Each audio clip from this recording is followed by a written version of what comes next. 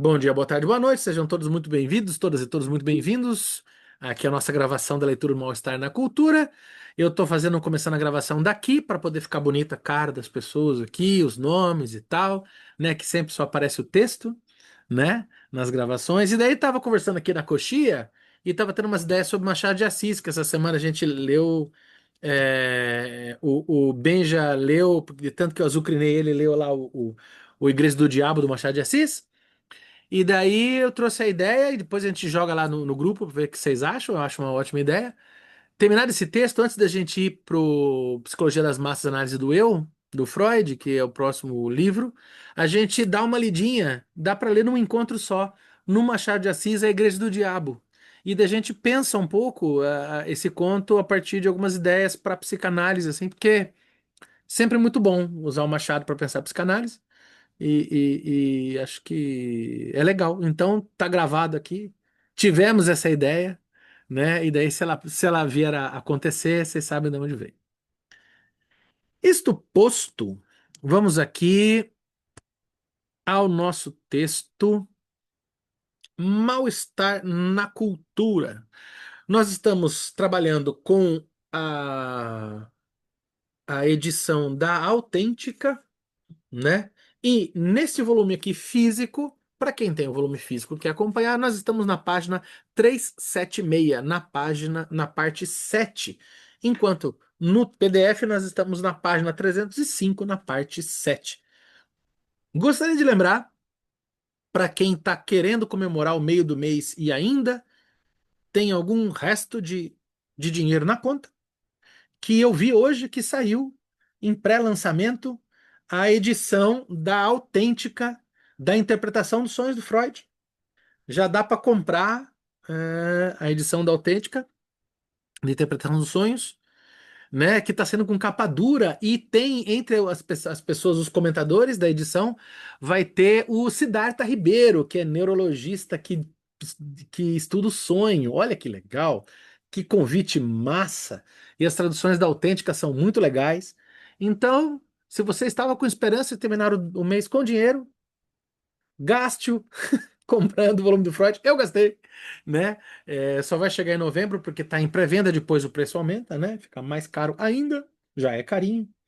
Mas quem puder conseguir, vale a pena, porque ainda mais Interpretação dos Sonhos, que eu acho que é a obra máxima do Freud, né, e tal, vale super a pena, né? Eu já tá lá, recomendo. Isto feito esse merchan aí pra Autêntica, Autêntica, paga nós. Tá aqui, capítulo 7, Mal-estar na cultura. Por que nossos parentes, os animais, não apresentam nenhuma luta cultural como essa? Ah, isso nós não sabemos. Muito provavelmente, alguns entre eles, as abelhas, as formigas, os cupins, lutaram por milhares de anos até encontrar essas instituições estatais, essa distribuição de funções, essa restrição feita aos indivíduos, que hoje admiramos neles. Pronto, já sabemos de onde sai o filme Formiguinhas, o desenho animado que, se vocês se recordarem, começa com a formiguinha como protagonista deitado num divã fazendo sessão de terapia, tá? Se vocês falar, você tá viajando, não tô, não, tá lá a sessão de terapia no começo do filme, tá? E daí tem Vida de Inseto, tem uma porrada de filmezinho aí que dá pra pensar nessa questão. O que caracteriza nossa condição atual é o fato de nossas sensações nos dizerem que não nos sentiríamos felizes em nenhum desses estados animais e em nenhum dos papéis neles atribuídos ao indivíduo. Em outras espécies, pode ser que se tenha chegado a um equilíbrio temporário entre as influências do ambiente e as pulsões que se debatem nessas espécies, e com isso, há uma cessação do desenvolvimento. No caso do homem pré-histórico, pode ser que uma nova iniciativa da libido tenha alimentado uma renovada rebelião da pulsão de destruição. Temos aqui muitas perguntas para as quais ainda não há resposta. Outra pergunta nos é mais evidente: de quais meios a cultura se serve para inibir a agressão que a ela se opõe, para torná-la inofensiva e para talvez eliminá-la? já conhecemos alguns desses métodos, mas os que parecem mais importantes ainda não. Podemos estudá-los na história do desenvolvimento do indivíduo. O que acontece com ele, que torna a sua regressão, ô louco, a sua agressão inoperante, regressão muito pelo contrário, vai acontecer, né? Algo muito notável que não teríamos intuído e que, no entanto, é tão evidente. A agressão é introjetada, interiorizada, mas na verdade é enviada de volta para o lugar de onde veio. Portanto, é voltada contra o próprio eu. Lá, ela é assumida por uma parte do eu que se opõe ao restante como super-eu. E então, como consciência moral, exerce contra o eu essa mesma disponibilidade rigorosa para a agressão que o eu teria, com prazer, saciado em outros indivíduos desconhecidos a ele. Chamamos de consciência de culpa a tensão entre o severo super-eu e o eu que lhe está submetido. Ela se manifesta como necessidade de punição. A cultura lida, portanto, com o perigoso prazer de agressão do indivíduo, enfraquecendo-o, desarmando-o e vigiando-o por meio de uma instância em seu interior, como se fosse a ocupação de uma cidade conquistada. Puta, como esse homem escreve bem, né? Então, olha só, quando eu crescer eu quero escrever assim, mas falta muito, sou novo ainda. Olha, faltam uns 200 anos, vou ficar tinindo. Olha só, aqui, bom, como eu já devo ter citado umas 2.000 vezes, né? Então, não vou deixar mais uma vez de citar, né? Não vou deixar de citar, como sempre citei, né? O Norbert Elias na obra O Processo Civilizador, para pensar justamente que existe uma instância no sujeito, né? Nas tópicas, né? Do sujeito, id, ego e superego. O superego ele é formado no contexto da cultura, é formado pela cultura, é atravessado de cultura, de modo que a configuração do sujeito, parte da personalidade do sujeito, é constituída, é linkada, ancorada na cultura por via do superego. Óbvio que esse movimento se dá principalmente por conta dos cuidadores, que em geral são pai e mãe, mas não necessariamente. Ahn, Mas além do Norbert Elias, com sociólogo, com o clássico Processo Civilizador, com as obras que compõem a grande obra chamada Processo Civilizador, eu destacaria ainda um antropólogo brasileiro que está muito na moda e que eu comprei o livro que está na pilha de urgente, né? E comprei também, mas esse livro eu comprei especialmente para minha esposa, que é muito fã do trabalho dele, né? Mas eu gosto demais, assisto várias entrevistas dele, gosto do trabalho dele, que é o Michel Alcoforado. E tá bastante em moda. Ele tá no Instagram, vocês podem seguir, é muito legal. Acho que tem um canal no YouTube. Ele tem um livro chamado A Culpa é da Cultura, né? E o Michel Alcoforado é um cara que ele é chamado, ele ficou apelidado de o antropólogo do luxo.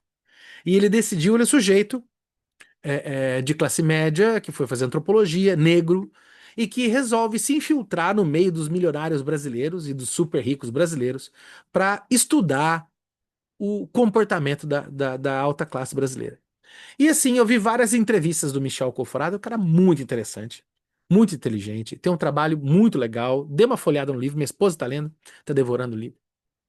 E assim, é muito legal porque eu vejo muito o Alcoforado, e ele se reporta a isso em alguns momentos, né? Uma espécie de. Você enxerga vários ecos ali de Raízes do Brasil, de Sérgio Buarque de Holanda, né? O Homem Cordial, várias questões ali marcadas na análise estrutural da elite brasileira que faz, da burguesia brasileira, melhor dizendo, que faz o Alcoforado. E é muito legal eu sempre, quando eu escuto o Alcoforado, porque ele fala muito bem, ele dá entrevistas interessantes, podcasts maravilhosos. Sigam, escutem ele e leiam o livro, se possível. É muito legal. E assim, toda vez que eu escuto o Alcoforado, eu falo, cara, como isso é psicanálise? E ele mesmo fala de psicanálise, ele faz análise, né? Até porque para sobreviver da toxicidade dos super ricos, né? Que ele teve que sobreviver durante o tempo, nesse meio. E ele, assim. E é muito interessante como os elementos antropológicos que ele localiza na sociedade da alta classe brasileira não estão só na alta classe brasileira, como permeia inclusive a classe média brasileira, as classes baixas brasileiras, uma certa visão sobre riqueza, sobre sucesso, sobre demonstração de riqueza, e como isso está na constituição do sujeito brasileiro, né? Fica aí um convite ótimo camarada Ronald, que está aí hoje, né, da psicanálise periférica, como essas questões de classe, de origem, de busca por ostentação como identificação de classe, como ostentação como um apartar-se de classe, como diferenciação de classe, e como essas questões são importantes para organizar o sujeito nas suas instâncias, e daí não só, mas também superegóicas. E eu falo isso porque como isso aparece em análise. Como isso aparece em análise, assim, como a gente, como eu escutando os pacientes, falo, nossa, como aparece essa questão, não só de pacientes que porventura são abastados, como mesmo os pacientes que não são abastados e superegoicamente se colocam nessa posição de buscar riqueza e de massacrar-se psicologicamente em nome de uma busca por uma riqueza, e que no geral a gente sabe, no sistema capitalista, é uma grande sacanagem. Ninguém vai ficar tão rico quanto gostaria. Arrisco dizer que não vai ficar nada tão rico quanto gostaria, e que isso é um grande engodo, é um grande controle social que atravessa as pessoas. Mas é no superego como as coisas se alojam. Eu diria mais, que interessante seria a gente ler isso daqui que a gente está lendo aqui, pensando à luz do que propõe o Michel Alcoforado na obra É Tudo Culpa da Cultura. Eu acho assim que dá um jazz interessantíssimo. Hashtag fica o convite. Deixa eu ver o chat aqui que eu tenho certeza que é o Edival. Quer ver? Vamos ver. Ah! Eu sabia. Eu sei quando eu provo. Eu já chegou no ponto que eu sei quando eu provoco o Edival já. O Edival, olha lá, tem um podcast com o mesmo título, É Tudo Culpa da Cultura. Sim, do Michel Alcoforado, exatamente. Olha lá, o Edival conhece, cara. O Edival, o nosso antropólogo aqui, é contratado para saber dessas coisas, que a gente não paga pouco, não, cara. Ele tá. Mentira, viu, gente? Ele tá aqui livre, espontânea vontade, ele que nos abrilhanta, né? Mas é muito legal, cara. Eu acho impressionante como é, e como é valoroso. Caso alguém venha imaginar, nossa, mas o cara estuda a riqueza brasileira, então o cara Não, ele não é nada condescendente, muito pelo contrário. Inclusive, ele é um cara de classe média e que, inclusive, é negro. E óbvio que essa questão da negritude dele é mais uma questão que é atravessada ali. Mas ele mesmo fala que ele não aborda muito essa questão porque ele queria focar justamente na questão de classe para falar. Ele fala em entrevistas dele, né, que olha, a questão racial é algo que ele falou, olha, tá na classe alta, tá na classe média, assim, a questão racial atravessa todas as classes sociais no Brasil. É muito forte, né? Mas vale muito a pena acompanhar o Ocoforado. E eu acho que nessa nossa vibe aqui, de transitar com antropologia, sociologia e tal, dá, eu quero mais para frente me aprofundar mais na leitura do Alcoforado e poder pensar alguma relação, porque eu acho que é um convite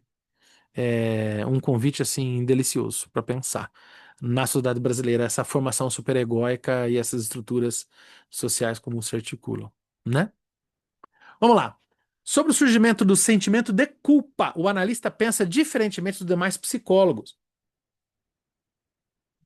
Mesmo para ele, não é fácil prestar contas por isso. De início, se perguntamos como alguém pode chegar a ter um sentimento de culpa, recebemos uma resposta que não podemos contestar. A pessoa sente-se culpada, devotos dizem, pecadora, quando fez alguma coisa que reconhece como má. Daí percebemos quão pouco essa resposta nos dá.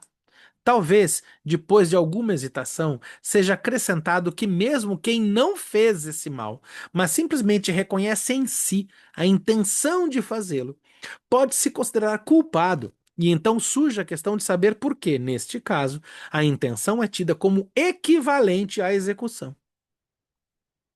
Ambos os casos, no entanto, pressupõem que o mal já tenha sido reconhecido como condenável, como algo a ser excluído da execução. Como é que se chega a essa decisão? podemos recusar a existência de um discernimento original natural, por assim dizer, para diferenciar o bem do mal. Do mais das vezes, no mais das vezes, o mal não é em absoluto aquilo que é prejudicial, perigoso ao eu, ao contrário, e até mesmo algo desejado por ele, que lhe traz prazer. Aqui se manifesta, portanto, uma influência desconhecida. É ela que determina o que deve ser chamado de bem ou de mal. Tendo em vista que a própria sensibilidade não teria levado o ser humano pelo mesmo caminho, ele tem de ter um motivo para se submeter a essa influência desconhecida. Esse motivo é fácil de descobrir em seu desamparo e em sua dependência dos outros, e por ser mais bem caracterizado como medo, angst, da perda de amor. Se ele perde o amor do outro, e aqui esse Angst seu, eu não sou especialista em alemão, mas esse Angst sim lembra a palavra angústia, né? E esse medo que ele coloca aqui é o medo, traduz-se como medo, mas a palavra em alemão é Angst, que é esse medo barra angústia, né? Se ele perde o amor do outro, de quem é dependente, então ele também perde a proteção contra diversas espécies de perigo, expondo-se, sobretudo, ao perigo que esse outro superpotente lhe, que esse outro superpotente lhe, como é que é? Ao perigo desse outro, para. Volta. Se ele perde o amor do outro, de quem é dependente, então ele também perde a proteção contra diversas espécies de perigo, expondo-se, sobretudo, ao perigo de esse outro superpotente lhe provar sua superioridade na forma de punição. O mal é, portanto, inicialmente, aquilo através do qual somos ameaçados com a perda do amor. Por medo dessa perda, temos necessariamente de evitá-lo. É por isso que também faz pouca diferença se já fizemos o mal ou se apenas queremos fazê-lo. Em ambos os casos, o perigo só surge quando a autoridade descobre, e em ambos os casos, esta iria se conduzir da mesma maneira. Chamamos esse estado de má consciência. Mas na verdade ele não merece esse nome, pois nessa fase a consciência de culpa é claramente apenas medo da perda do amor, medo social. Na criança pequena, ele nunca pode ser outra coisa, mas mesmo em muitos adultos, ele não se altera além do fato de que, em lugar do pai ou de ambos os pais, entra a comunidade humana maior. Tio Lacan aqui, grande outro, né? Vamos lá. Aqui também, né, Fábio, Oi. é a perda do amor do pai que é o que ele tem ódio e amor, né? Ódio Sim! pelo fato do desejo incestuoso da mãe, então ele tem uma relação ambivalente com o pai, né? E aí entra toda essa questão, né, de O que vai pai, ser depois o pai é, que ele quer matar, mas que toma a mãe, né? justamente, e ele A, quer o amor do pai ao mesmo a tempo, né? mãe que ele quer ter, mas ele não pode perder o amor do pai, não pode competir com o pai. Né? Justamente. Então, esse lugar de estar impossível, essa relação ambivalente, e que vamos lembrar uma das últimas palavras no conto de Machado de Assis que leremos, é ambivalência. É ambivalência, né, que ele fala? Contradições, acho que é ambivalência mesmo, né?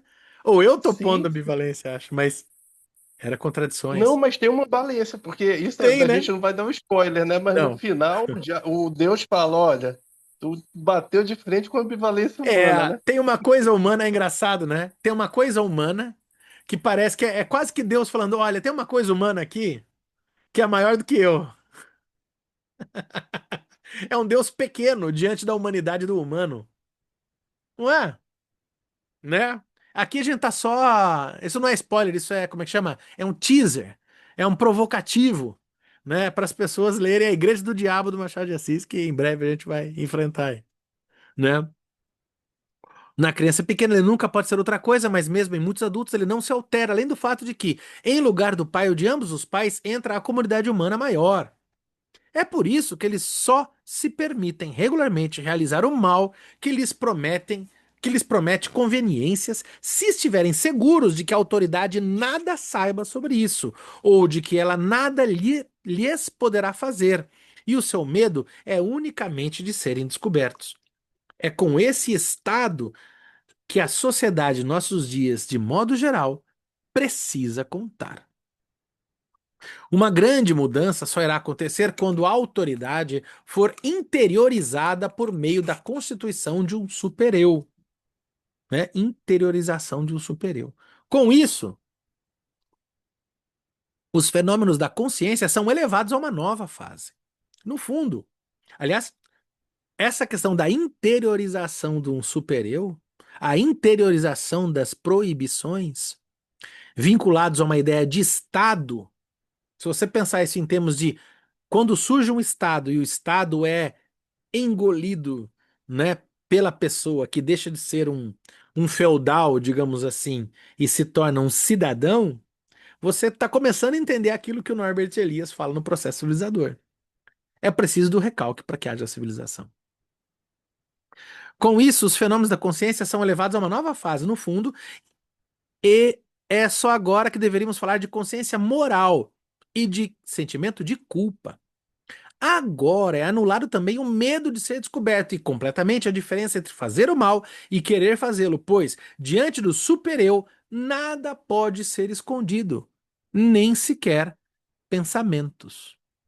Aquele movimento de introjeção, e daí esse movimento, para você pensar o Estado, massa, para você pensar o desenvolvimento da sociedade industrial, quando Foucault, lá no último capítulo do Vigiar e Punir, fala do panoptismo, que é quando todo mundo introjeta o controle do panóptico e controla a si mesmo, é um estado disciplinar, né? Esse é o panoptismo de Foucault, né? É, é, é esse mesmo movimento de introjeção, é uma continuidade desse movimento superegóico. E depois, se você chegar a Byung-Chul Han e pensar na sociedade do cansaço, na psicopolítica, no capitalismo da atenção, aí você vai entender aonde que está o jogo da incorporação, né, da ingestão dessa sociedade da atenção pelas dimensões superegóicas. É aí que você vai pensar, que você pode pensar, por exemplo, em que pé que está a formação da criançada, em especial dos mais jovens que já nascem com o celular na mão. Daí que fica mais interessante, por exemplo, para pensar livros como A Geração Ansiosa, do Jonathan Haidt. Ainda que ele não trabalhe com psicanálise, ele está mais numa pegada TCC e tal, mas ele é bem interessante, né? Tem, inclusive, um dos primeiros capítulos dele é sobre a perda do brincar, que não é um diálogo com o Winnicott, mas sugere, né? Nós temos agora uma geração de crianças que, de celular na mão, perdem um tipo de brincar. O brincar está um brincar com o celular, mas não é o brincar com o outro, não estabelece laço. Então, é uma outra relação. Então, como pensar no conceito de infância sem o brincar? Em termos winnicottianos, dá para imaginar um grande problema, né? Uma grande transformação, para dizer, não dizer o mínimo, uma grande transformação social e que parece trazer problemas complicados, né? Mas é esse movimento de introjeção, né? Como quem engole disciplinas, né? Deixa eu ver aqui. Ah, o Edival, noção de hábitos do Bourdieu também. Ah, legal, Edival. Massa. Eu não conheço muito a obra do Bourdieu, eu conheço apenas e preciso. Nossa, tô sempre para voltar a ler porque preciso ler mais o Bourdieu. Eu conheço mais as regras da arte do Bourdieu, né? Mas ele tem essa questão de hábitos, né? Que inclusive o Bourdieu, ele fala, ele rouba, viu? Ele rouba do Irving Panofsky, que é um warburgiano, né? Que tem uma obra chamada A Filosofia. Como é que é? A arquitetura, a filosofia, o gótico e a escolástica medieval. A filosofia escolástica e o gótico medieval. Uma coisa assim, que fala dessa filosofia escolástica em relação à arte gótica. O conceito de hábitos do Bourdieu. Bourdieu não sem vergonha, ele roubou do Panofsky, viu? Espero que ele, né? Mas é, o conceito de hábito, né? O Panofsky fala de hábitos mental também. Muito massa, muito massa. Vamos lá. A gravidade, deixa eu ver, eu li até aqui. No fundo, agora não é culpa. Agora é anulado também o medo de ser descoberto completamente, a diferença de fazer o mal e querer fazê-lo, pois diante do supereu, nada pode ser escondido, nem sequer pensamentos. Eu sei que eu já parei aqui, mas queria lembrar também, tem a fala, tem um poema do Baudelaire chamado L'Horloge, o relógio, em que ele mostra o terror diante do relógio, anunciando o que seriam os tempos modernos do homem que engole o relógio, né? Tem um historiador chamado Edgar Salvador de Deca, que tem um texto que fala do homem contemporâneo, o homem do mundo industrial, que é o homem que engoliu o relógio, né? Sobre a sociedade disciplinar, né? Olha lá. Olha o Ronald aqui. As redes sociais intensificam esse mecanismo do super-eu. Claro, likes, visibilidade, cancelamento e silenciamentos funcionam como dispositivos culturais do medo de perder o amor do grande outro, né? O olhar do outro, esse outro maiúsculo grande outro, né? Se torna constante, um super-eu difuso, coletivo e vigilância. É o super-eu elevado às últimas consequências. E pior, né? Que é o super-eu, que é aquele super-eu de você não pode, mas você tem que gozar. Mas você deve.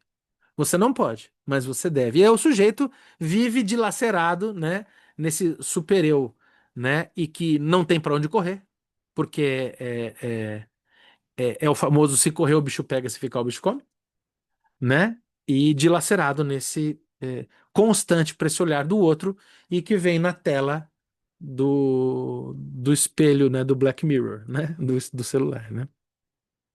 A gravidade real da situação passou, com certeza, pois a nova autoridade, o super-eu, não tem, como acreditamos, nenhum motivo para maltratar o eu, com o qual ele está intimamente ligado, mas a influência da gênese, que deixa continuar vivendo aquilo que foi passado e superado, manifesta-se no fato de que, no fundo, tudo permanece como era no início. O supereu atormenta o eu pecador com as mesmas sensações de angústia e fica à espreita de oportunidades de deixá-lo ser punido pelo mundo exterior. Nessa segunda fase de desenvolvimento, a consciência moral apresenta uma singularidade que na primeira era desconhecida e que não é mais fácil de explicar. É que ela se porta com uma severidade e uma desconfiança tanto maiores quanto mais virtuoso for o ser humano. É um tratado sobre a estrutura do neurótico obsessivo. De modo que, no final, são justamente aqueles que foram mais longe na santidade que se acusam da mais grave condição pecaminosa. Com isso, né, quanto maior a virtude, maior a punição, né? O ritual dos flagelantes e dos flagelados na Igreja Católica diz muito disso. É Fala isso que eu mesmo. estava pensando, É? né? Da neurose coletiva da religião, né? É. Aí no final das contas, quanto mais santidade a pessoa tem, né? Parece que de uma certa forma ela é mais atravessada por esses pensamentos. Aí ela tem que rezar muito, ela tem que entrar na penitência, né? Para poder se purificar. Não, inclusive, aí acho que eu. Não sei se eu comentei com o Benja, eu já não lembro se eu falei isso pro Benja, se eu falei isso no grupo aqui, no encontro, mas tem uma passagem do Saramago, do Memorial do Convento. O Memorial do Convento é um livro maravilhoso, né? E Memorial de Convento, enfim. Leia o Memorial do Convento. Sim. Eu acho que é um livro pouco esquecido. Se não me engano, o Memorial do Convento foi o livro que deu pro Machado, pro Saramago, o Nobel, né? E no Memorial do Convento tem uma cena da procissão dos flagelados em Portugal, que os homens saem com navalhas na ponta e ferros na ponta de barbantes, eles vão sem camisa andando e vão se lacerando, né, cortando a carne, né, e se machucando nesse ritual de dor e de santidade, que é o ritual dos flagelados. E as mulheres estão às janelas das casas a olhar esses homens em autopunição, se sangrando pelas ruas. Mas aí o Saramago começa a narrar e aquela narrativa religiosa começa a tomar uma coloração. Você fala, ué, o que está acontecendo aqui? Aí quando você vê, ele está praticamente descrevendo uma suruba. Ele tá assim, ele descreve aquilo como um ritual erótico, né, de automutilação dos homens, suados, quase como numa rave, né, ali para as mulheres que voyeuramente olham aqueles homens, né, expondo seus corpos nus e tal, e assim, é uma cena muito bonita, né, mas ao mesmo tempo muito sacana, né? Muito baudelairiana, diria, porque lembra aquela passagem do outro poema do Baudelaire, né? O Baudelaire tem um poema chamado, é um nome estranho, né? Mas o nome é L'Ottantimo-Rumeno, que se dá numa passagem como é que é? Do Otontimo-Rúmeno, que é um personagem da Grécia, né? Que é uma passagem masoquista, né? E ele fala, né? O poema do Baudelaire fala, né? Eu sou o rosto e a bofetada. Eu sou a faca, como é que é? Eu sou o punhal e o coração, né? E ele se coloca nessa situação masoquista, tal.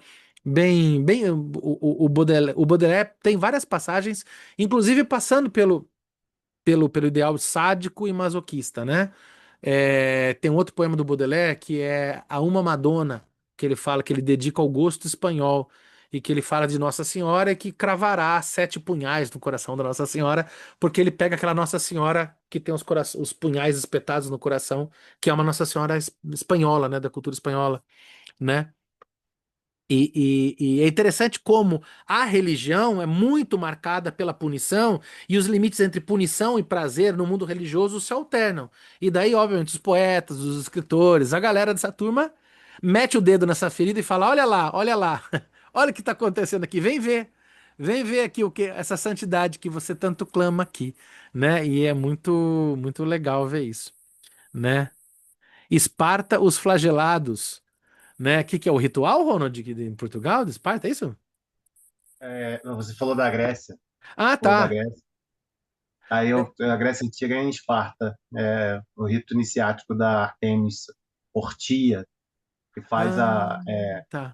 o orotínomo, né? Que faz cortar o pênis e jogar na porta dos futuros sacerdotes, né?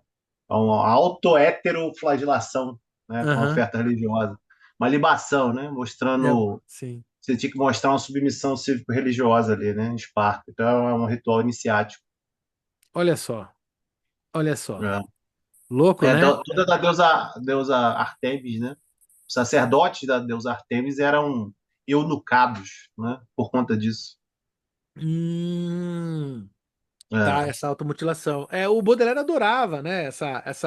Essa dimensão entre dor, prazer, tristeza, melancolia e alegria. Ele gostava Porque dessas ambivalências, né? exatamente, exatamente, porque para ele a modernidade é justamente é, é só, só há modernidade porque só tem corpos marcados pelo sofrimento, pelo desejo, corpos expostos, né, que ele Ah, fala, né, espetacularizados, né, o Baudelaire. Né? Então, acho que é nesse sentido, que é uma estética aí simbólica, né, no é. Baudelaire. É bem legal, bem interessante, né? Massa mesmo. Valeu, querido. Valeu. É... Fábio, é, antes de continuar, claro. pessoal, Ronald, todos, é interessante essa questão do ritual religioso, né, que tu estava colocando, que o Ronald colocou também, da martirização, da autopunição, né?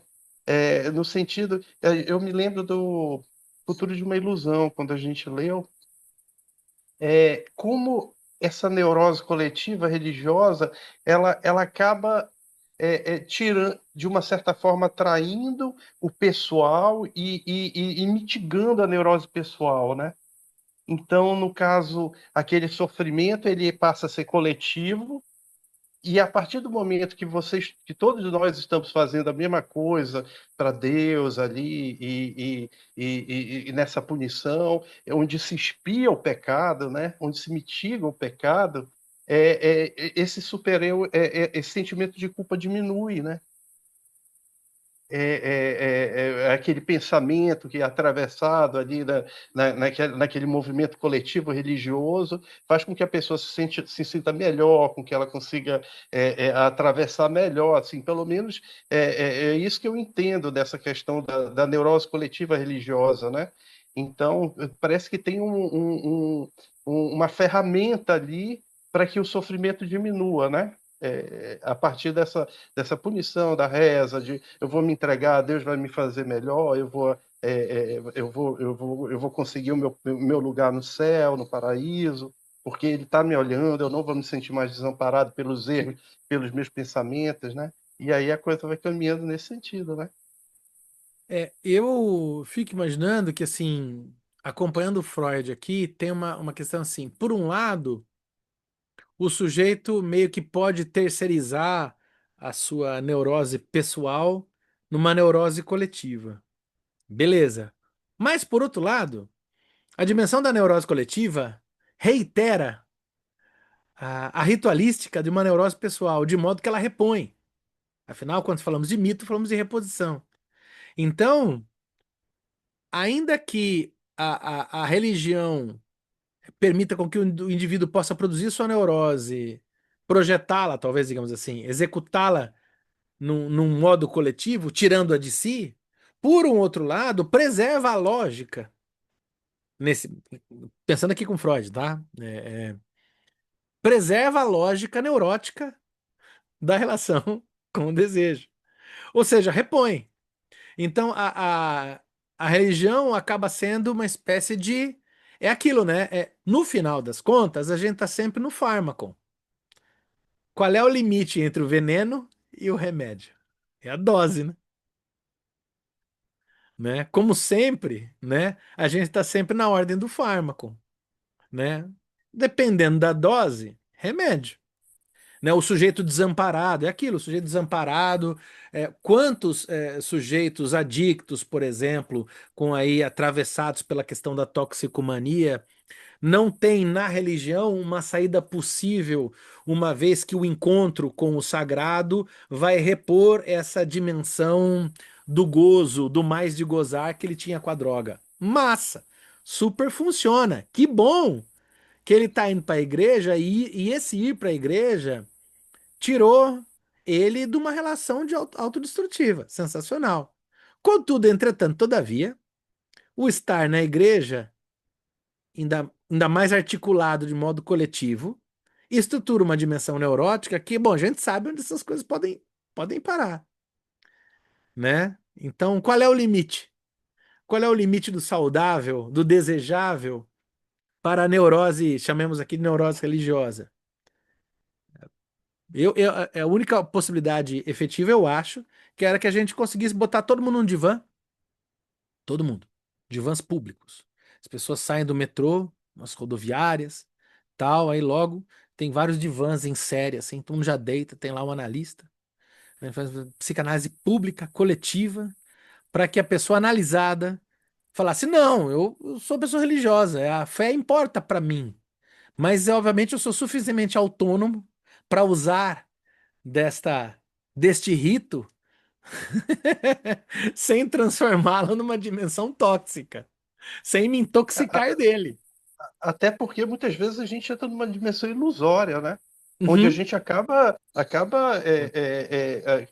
deixando de lado as questões científicas, o entendimento de Uhum. muitas coisas que É. acontecem, né? Da nossa angústia, por que que a civilização está tão afastada, né? Para É. entrar nessa questão de medo do inferno, de que eu tenho que seguir um dogma, né? É. E etc. Muitas vezes a gente se acaba se afastando de um processo civilizatório, mas de sentir o que o outro sente, de ouvir o que o outro pensa, sem uma questão dogmática, entrar de uma forma mais, né, humana, nas questões que são terrenas, né, que a religião joga para uma questão transpessoal, né?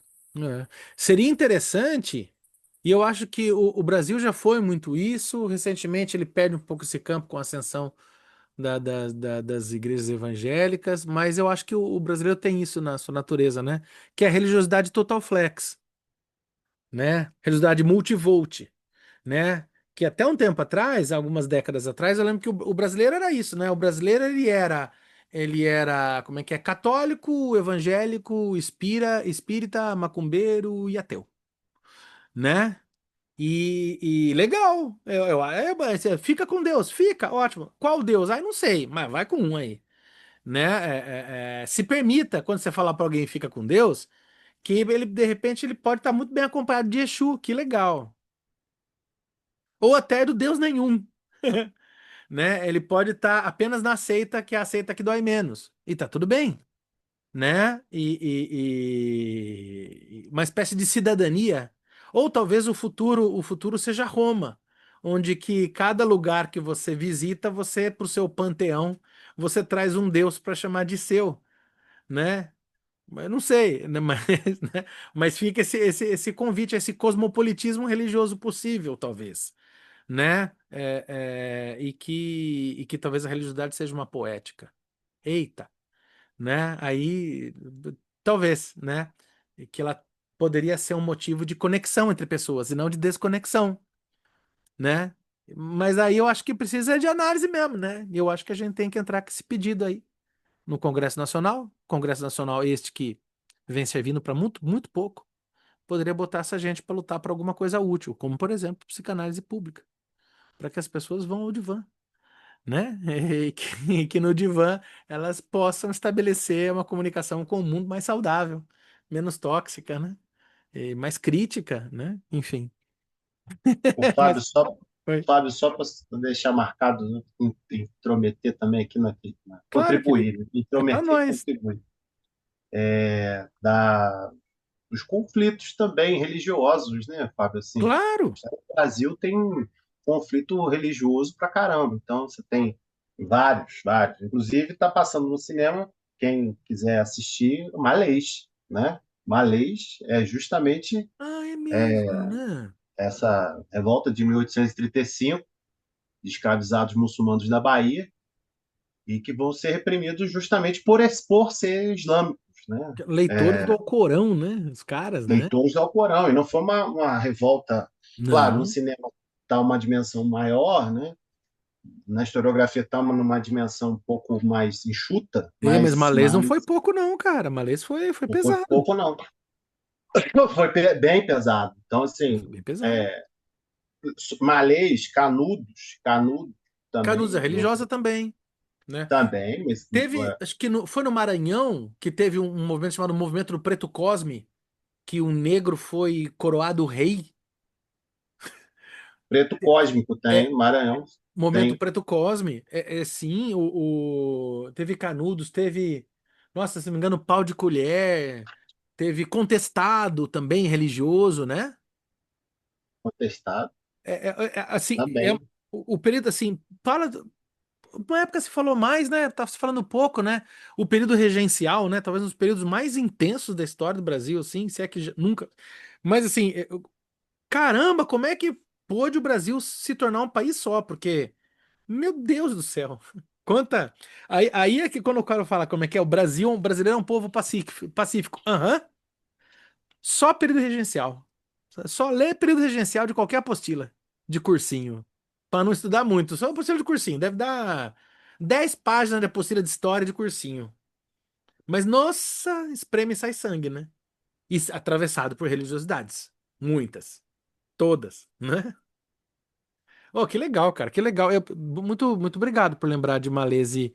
E eu tinha ouvido falar E por cima tem vários, né? do Tem cinema. as messiânicas, então, no século XIX, Muitas. tem, ixi, uma infinidade de conflitos religiosos, assim, pastor com padre, pastor que atira em padre, por exemplo, no sul do Brasil, em São Leopoldo.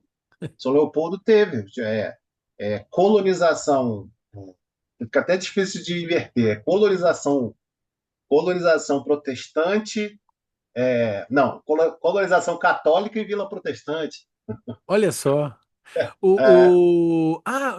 Na Confederação do Equador, foi Confederação do Equador? Foi, que teve o Frei Caneca. Inclusive tem um poema de quem que é? Do Drummond ou do Bandeira? Puta, agora tá, não tá aqui, tá pra lá. Tem um poema, né? O Alto do Frade. É do Bandeira? Puxa, agora não lembro, acho que é do Bandeira, o Alto do Frade, né? E que conta a história, né? E que o Frei Caneca era um frei franciscano liberal, né? E que assim tem toda uma mitologia que ele ia ser enforcado e daí parece que isso virou cordel no Nordeste, circula até hoje, assim, né? Que não conseguiu enforcar o padre. Porque o Carrasco se recusava, Carrasco se jogava ao pé do padre, chorando, desesperado. Pelo amor de Deus, padre, me perdoa. E ele virou peça isso, né? Virou peça, João Cabral de Melo Neto. Virou peça teatral isso. É, também. Quer ver? Deixa eu ver quem mais quem tem. O Edival. Aqui no Juazeiro, lá, interior do Ceará, tem imagem do Padre Cícero. Sim, né? Aí. O Lampião era devoto de Padre Cícero, não era? Tem aquele personagem no Alto da Compadecida, que é o cangaceiro, aquilo que como é que chama? O Suassuna pega é uma citação de Lampião, porque Lampião era ela lá, o Edival confirmou, era devoto do Padre Cícero, né? O Lampião não invadia a igreja. Né? Inclusive tem um mito dizendo que o padre perdoou ele dos seus crimes. É louco, né?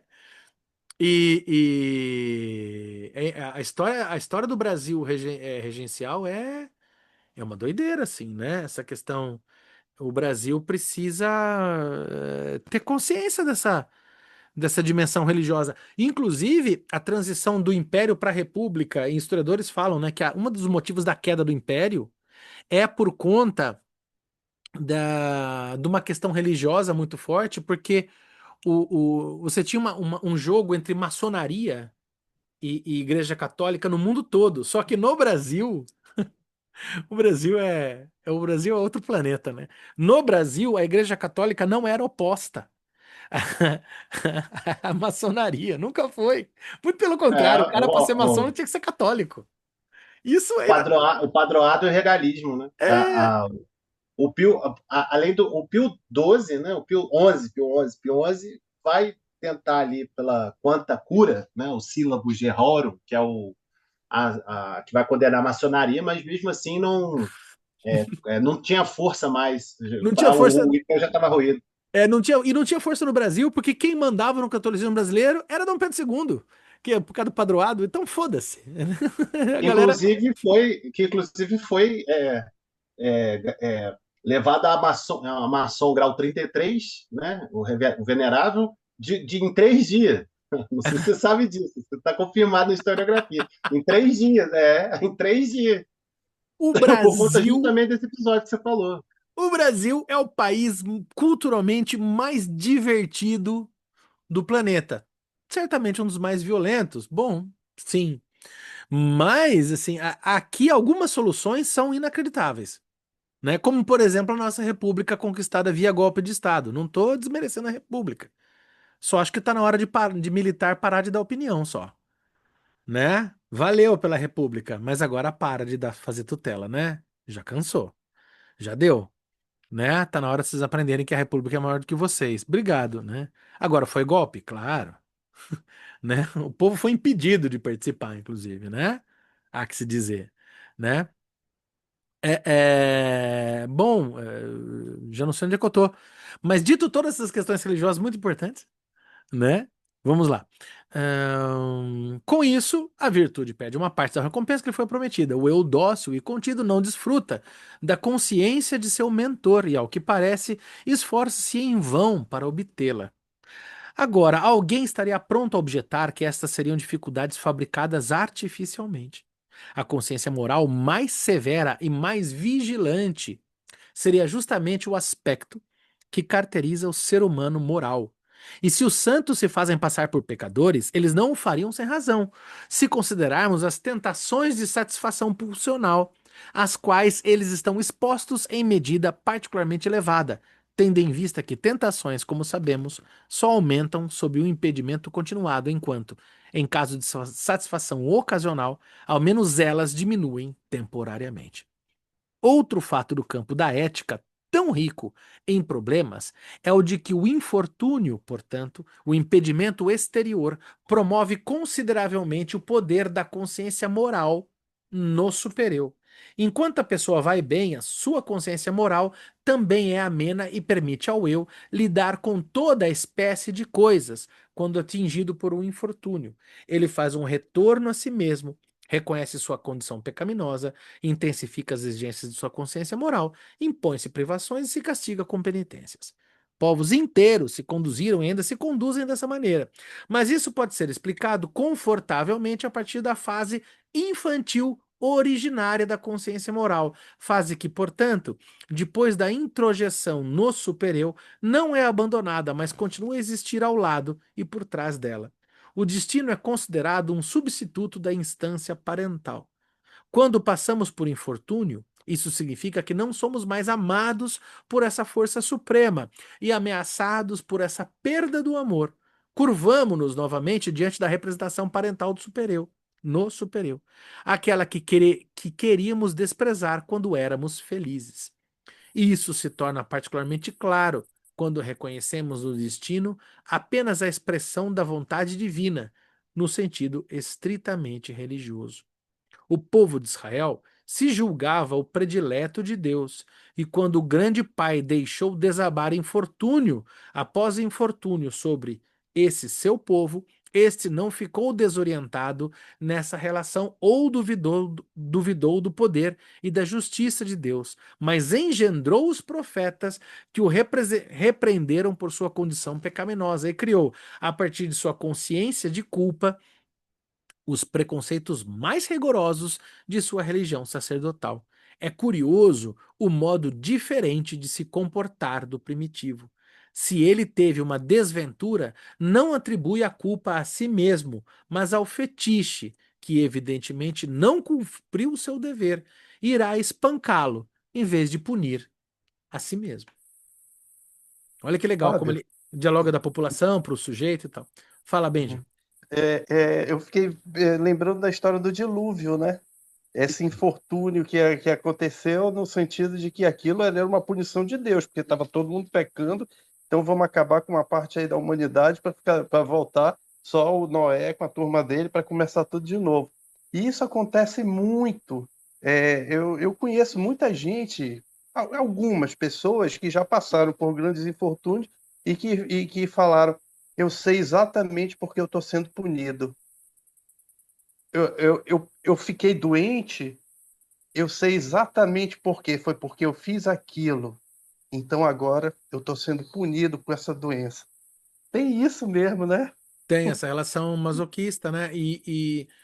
Recentemente eu tive um caso, eu atendi uma moça, né? Que ela motociclista, ela entregadora, entregava, sei lá, Uber, né? Uber não, como é que chama? iFood, essas coisas. E ela sofreu um atropelamento e perdeu parte do movimento do corpo. Ela dizia da seguinte maneira: Olha como Deus é maravilhoso, né? E eu ouvindo, né? Falei, nossa, mas como assim, né? Você quase morreu e. Porque os médicos disseram que me desenganavam, mas Deus me devolveu a vida. Olha como Deus é maravilhoso. Oh, tá. Que bom, né, que você está vivo, né? Ah, sim. É, Que, é muito né? interessante, né, Nossa, mas você Fábio? quase morreu, né?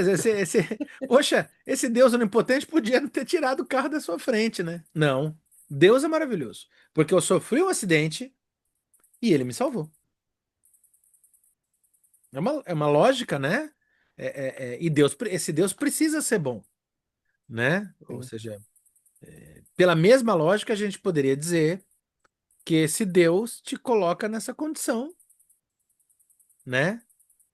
Uhum, Tal, mas não vamos tirar desse sujeito aquilo que ele se apega por hora, o que ele tem, né? Ele precisa acreditar nessa bondade de Deus e que Deus o salva diante do acidente, mas e até interessante. trazendo o infortúnio, né? Essa senhora que ficou muito doente, né? Ela estava tendo um namorico extraconjugal, Certo. né? Aí quando veio a doença, ela falou: Olha, eu estou sabendo por que que eu Era estou aquilo. sofrendo. Uhum. Umas questões assim, é aquilo, é o limite, é o necessário por vezes, porque o sujeito se apega a essa narrativa religiosa para não colabar, para não cair. Então aquela questão, é um sintoma? Mas assim, aquela questão que eu não lembro onde que a gente estava estudando, lá no IB, que a gente viu essa passagem, nem me lembro se era no Freud, né? Ou a partir de alguma leitura que a gente fez, né? Que é aquilo, às vezes o sintoma é tudo que o sujeito tem, né? E se você tira esse sintoma, esse sujeito, ele se desagrega, né? Se desorganiza. Então não dá para falar, tirar esse sintoma, não. Ele nem tem esse poder dessa maneira, mas bom, atacar esse sintoma abertamente significaria tirar do sujeito aquilo que o organiza. Então, não, vamos deixar organizado e organizá-lo de modo a que um dia talvez ele possa entender com mais riqueza, experienciar com mais riqueza o seu sofrimento, para além desse apoio, né, que de uma certa maneira, por que não dizer neurótico, né? Mas é complicado, né? Mas ele, naquilo ele precisa. É o que justifica que ele continue vivendo, né? A Vivi é o famoso castigo, o castigo divino e tal, né? Punição, né? É tudo perpassado por essa dimensão, né? E que é muito doido isso, né? Porque é uma estrutura, esse é super, na minha opinião, super ponto pro Freud, né? É uma estrutura, essa estrutura religiosa organiza os ateus neuróticos, né?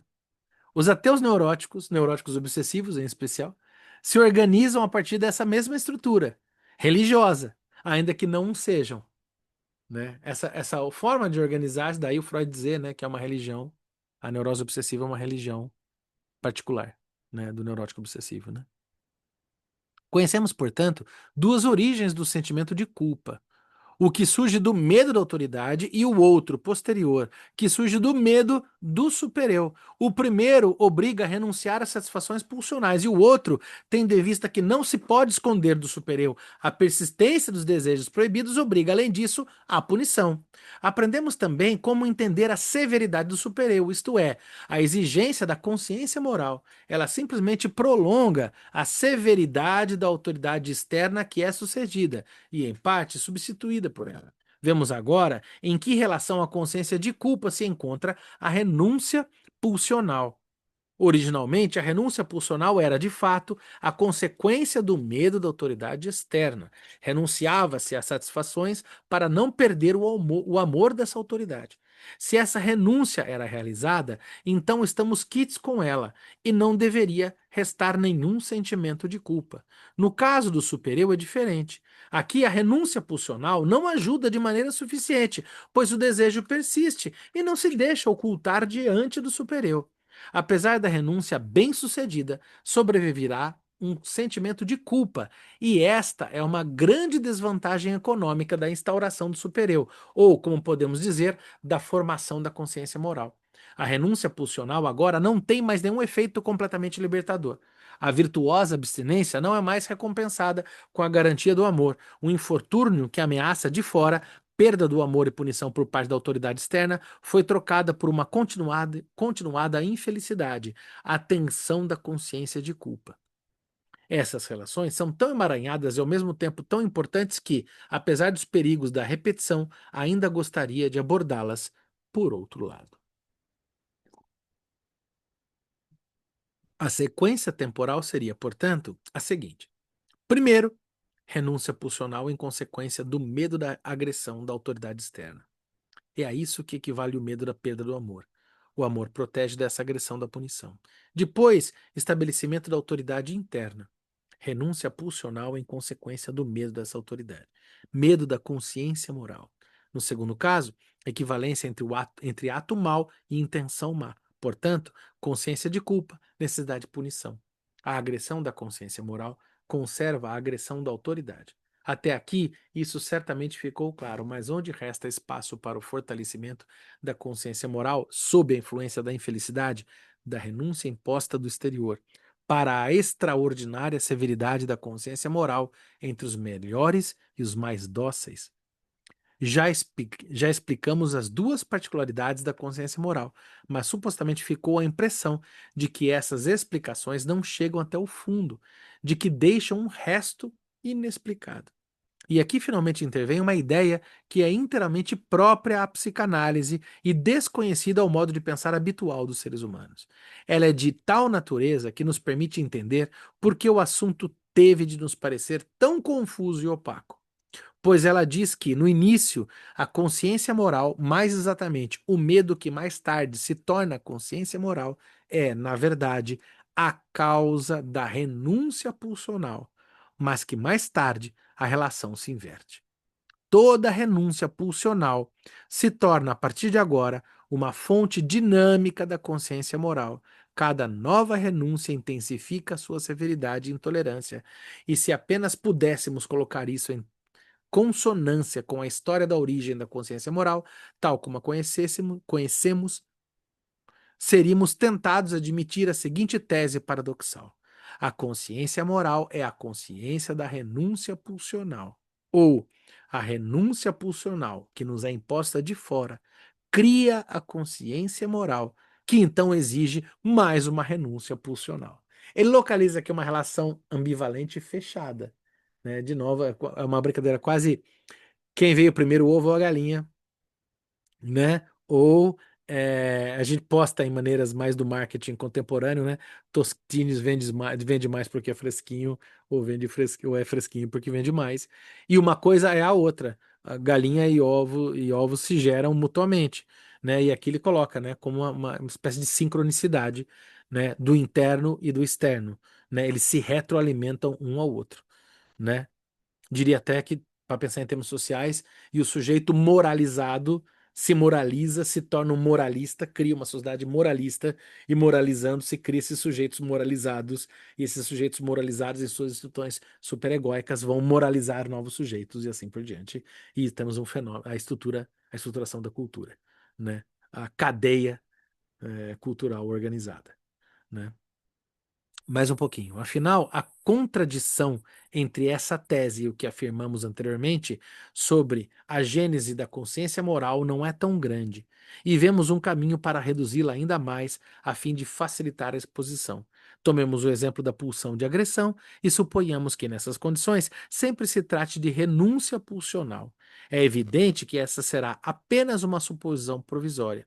O efeito da renúncia pulsional sobre a consciência moral ocorre, então, de maneira tal que cada parcela de agressão que deixamos de satisfazer é assumida pelo superior e a sua agressão contra o eu aumenta.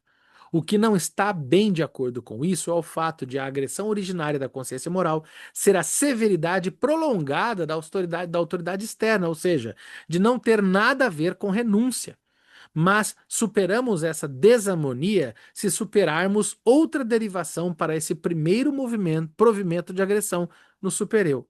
Contra a autoridade que impede a criança as primeiras, mas também as mais importantes satisfações, tem de necessariamente ter se desenvolvido nela uma medida considerável de inclinação à agressão, não importando de que espécie eram as renúncias pulsionais exigidas. Forçada pela necessidade, a criança precisou renunciar à satisfação dessa agressão vingativa. Ela sai dessa situação economicamente difícil pela via de mecanismos conhecidos, acolhendo em si por identificação essa autoridade inatacável que agora se torna o superior e apodera-se de toda aquela agressão que, enquanto criança, teríamos gostado de praticar contra ela. O eu da criança precisa se contentar com o triste papel da autoridade rebaixado dessa forma, do pai. Trata-se de uma inversão da situação, como é tão frequente. Se eu fosse o pai e você o filho, eu te trataria mal. A relação entre superior e eu é a do retorno desfigurado, Entstealth, pelo desejo de relações reais entre o eu ainda não dividido e um objeto externo. Isso também é típico, mas a diferença essencial é que a severidade originária do superior não é aquela, ou não é muito bem aquela que experimentamos por parte dele, ou que a ele atribuímos, mas representa a própria agressão contra ele. Se isso procede, podemos realmente afirmar que a consciência moral teria no início surgido da repressão de uma agressão e no curso posterior teria se fortalecido com novas repressões como essas. Fala, Benja. Fábio, aqui eu estava vendo aquela questão, né, do externo, né, e que tu falaste do ovo e da galinha. E aí eu acho que agora ele situou bem isso, pelo menos como eu entendi, né? É formado a partir da opressão paterna, né? Aos instintos agressivos do sujeito, né? Então, o que que acontece? Aquele pai reprime, ele oprime, né? A criança se sente reprimida a externalizar toda essa pulsão destrutiva, né? E assim ele vai e assim ele vai formando o superego, né? Então, com o declínio do complexo de Édipo e a entrada do narcisismo secundário, é quando ele está formadinho, né? E que ele é expulso do ambiente familiar, ou seja, a libido dele vai para fora. É muito interessante essa questão. Eu acho que ele está tentando explicar que é formada de fora, verdadeiramente, né? Através dessa imposição da lei, né, pelo pai. Agora, é muito interessante que eu achei, se eu estiver errado, vocês me corrijam, mas é porque o quanto isso provoca esse conflito, né, na criança, até que ele entre nesse narcisismo secundário, e ele vai querer agredir o pai, ele vai querer hostilizar o pai, né? Em algum momento ele vai querer e ele fica assim num conflito muito grande, porque ele tem que reprimir e ao mesmo tempo ele tem que se impor, né, dentro daquilo. Então acaba que vira uma bola de neve, vira um negócio ali onde ele parece que está todo momento tendo que lutar e que mostrar que ele tem o lugar dele ao sol também, ali junto com a mãe, junto com tudo. Então é uma coisa muito louca, né? Porque ele acaba que ele está sempre ali está medindo a capacidade dele, um equilíbrio que ele vai ter que levar para a vida, né? Tem a questão do pai, né, e da relação de pena do menino, mas eu lendo esse trecho, eu fiquei pensando bastante na possibilidade de interpretá-lo, se a gente radicaliza isso e vai até o bebê, na dimensão de seio bom e seio mau, né? E depois no sujeito, como é a introjeção do seio mau e a projeção do seio bom, né? Em querendo achar a mãe ruim, a mãe boa, tal, né? É preciso introjetar uma mãe boa porque como é que é? Introjetar a mãe ruim porque a mãe não pode ser má. Como a mãe não pode ser má, né? Ele introjeta na dimensão superegóica o seio mal e projeta para a mãe, né? E daí a gente pode, obviamente, pensar para o mundo, né? E essa relação materna representando o mundo tal depois, né? O seio bom, né? Me parece que esse trecho, se a gente radicaliza para o bebê e pensa nas questões kleinianas de seio bom e seio mal, também funciona muito bem. Desconfio até que tem um diálogo interessante, né? Agora, dá para gente pensar também em termos aí mais lacanianos, pensando na questão do nome do pai, da rivalidade do menino, né, da relação ambivalente com o pai, que ama o pai, mas precisa rechaçar o pai, superar o pai. Então, se E tem essas fantasia no questões, lugar paterno repressivo, e porque tem essa afinal, né? e a partir disso também cria-se uma introjeção do pai, né? Até essa, se a gente for entrar, eu acredito que desde a questão que a Klein coloca lá na infância mais primitiva, mas ali até a entrada do narcisismo secundário. Então ali ele está engolindo o pai, né? O pai é a Aham. referência dele. Ali ele tá, e tanto é que existe até como o próprio Winnicott fala, identificação com o agressor, né? Sim, Muitas vezes ele vai repetir, inclusive, aquilo com o filho, e o ciclo recomeça. uhum, sim, né? Deixa eu ver aqui. Se a gente para por aqui. Não, tá longe. Bom, vamos parar, demos bem o horário. Acho que a gente pode parar por aqui. Marcando, a gente tá. Novas repressões como essas. Estamos na página 311 no, no, no PDF. No físico, alguém está acompanhando no físico e sabe onde a gente pode estar? 385. Caramba, não bem, então 385. Olha que Sim. legal. Eu tenho um post-it aqui, tem o mundo dos post-its. Maravilha. E agora, né? Então deixa eu anotar aqui no PDF. Ficamos no PDF, página 311 e no livro ficamos na página 385 no E agora? Maravilha. Deixa eu jogar fora o anterior, senão eu me perco. E ficamos por hoje.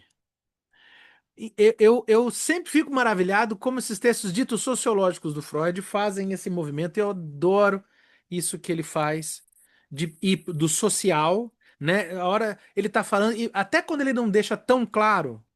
Eu gosto assim, quando ele está no social, mas se aplica ao indivíduo, ao sujeito, e do sujeito para o social, e há um trânsito de um para o outro, né? Como isso pode ser uma teoria social, mas ao mesmo tempo uma teoria do sujeito, né? Para pensar a formação psíquica, né? Do sujeito. Legal, né? E como a psicanálise enriquece, né, as lacunas do social, né? Interessante. Ele vai pegando umas lacuninhas ali, vai colocando a teoria dele, vai fazendo todo sentido, né? É, impressionante. Olha aqui o Edival trazendo o veneno para as inimigas. Olha aqui, coisa que alguns sociólogos não conseguem fazer. KKK. Olha o Edival apimentando a relação com as inimigas. Aquele beijinho no ombro pra galera que tem dificuldade, né? E também diria o mesmo, né? Outra galera aí que dessa da turma fala da psicanálise neutra, que não tem nada a ver com social. Imagina, aqui a gente é neutro, vamos defender o agressor, vamos defender o colonizador, né? Não, mas peraí, né? A gente, inclusive, saber construir, possibilitar com que o sujeito construa representações em que ele consiga dar um destino, um sentido melhor à agressão que ele sofreu, não significa negar ou apaziguar a, a virulência do agressor. Uma coisa não impede a outra, e muito pelo contrário. Né? Não se trata de falar, então quer dizer, se eu tenho que lidar com o que fizeram comigo, significa que eu tenho que perdoar? Não. Não, não significa. Não significa. O agressor é o agressor. Agora, você pode se colocar numa outra posição que não na posição de alguém que se explica enquanto agredido. Mas o agressor é o agressor. Né? E em muitos dos casos, o agressor, inclusive, cabe denúncia. Né? Quando falamos de abusos, né? Do abuso, tanto da toxicidade até do assédio, né? Empresa, quando estão falando também do assédio sexual, né? E por vezes, assim, quando o sujeito, A- inclusive, está em perigo, né? Eu me Até lembro de...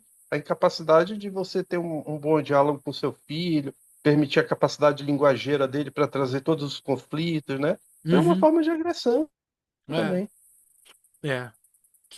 Porque senão o que o psicanalista está produzindo é uma psicanálise agressora, né? Ao esperar que o sujeito ali precise, então, então a psicanálise é sobre como eu vou lidar com isso, então vamos passar a mão na cabeça do agressor e vamos chamar ele para macarronada de domingo. Não.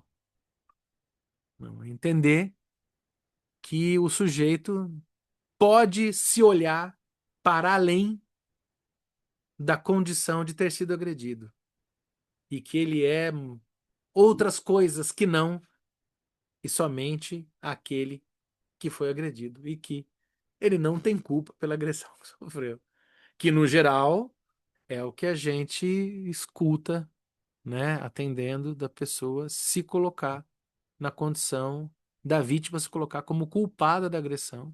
E grande parte do nosso papel é acolher a pessoa e falar: olha, você não tem culpa. Inclusive, umas cenas muito bonitas, né, do cinema, né? O Gênio Indomado, né, do Matt Damon com o Robin Williams, né? Tem aquela cena do Robin Williams ali acolhendo o paciente, assim. Eu me lembro que eu achava que aquilo ficava só na ficção, mas eu já me encontrei como analista várias vezes nesse lugar, de ter que dizer para a pessoa: olha, você não é culpado, você não tem culpa. Assim, e realmente da pessoa começar a perceber que Não, eu não sou culpado. Eu não preciso aceitar a agressão. Ainda que, sei lá, a pessoa fala, o agressor não faleceu, ou, enfim, não tem mais o que fazer. Tem a posição de que, olha, você é alguém que não é culpado pela agressão. E que você pode contar de si de um outro modo, que não esse.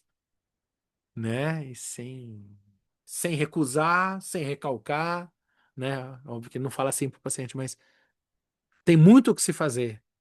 Né? Se o real, vamos lá para o tio Schopenhauer, né? Se o real só existe enquanto representado, então dizer de si, contar de si é bastante coisa, né? Querido Marcinho, muito obrigado pela sua presença hoje aqui, que estava sumido. Esses dias eu vi você no Insta, eu falei, porra, o Marcinho, cara, que saudade do Márcio, cara. Pô, que legal. O Márcio é um querido, fez grande parte do percurso aí dele com a gente, um bom pedaço do percurso, né? Eu estou com horário, né, preenchido, que eu estou atendo na quarta e na sexta. Então, quando o pessoal cancela, né, quando acontecer, eu estou por aqui. Até mudar o horário, né, poder retomar e poder É, participar. Mas muito bom, legal. obrigado demais. A gente não manda mais nada, né? Quem manda é os pacientes. Abraço, Pior. Márcio. É bem isso mesmo. É isso aí. Gente, muito Valeu. obrigado. Bom descanso. Boa sexta-feira para todo mundo. Valeu demais. Até.